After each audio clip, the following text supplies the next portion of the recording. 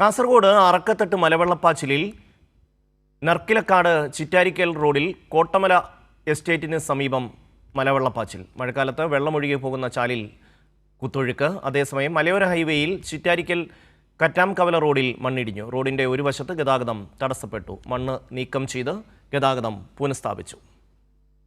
സിജു കണ്ണൻ ചേരുന്നു. സിജു, വിശദാംശങ്ങൾ.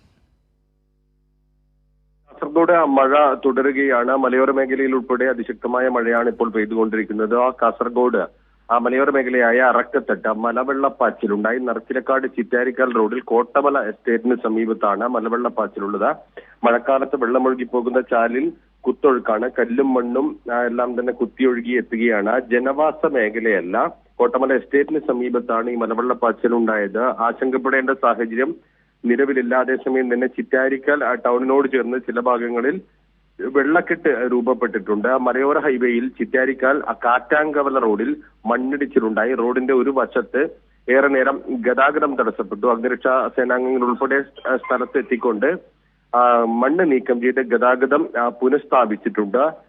കാസർഗോഡ് കാഞ്ഞിരടുക്കത്ത് റോഡിന് കുറുകെ ശക്തമായ കാറ്റിൽ മരം വീണു. താണിയടിത്തട്ടിലാണ് മരം വീണത്. പ്രദേശത്ത് 4 ഇലക്ട്രിക് പോസ്റ്റുകൾ തകർന്നിട്ടുണ്ട്. ഷമി.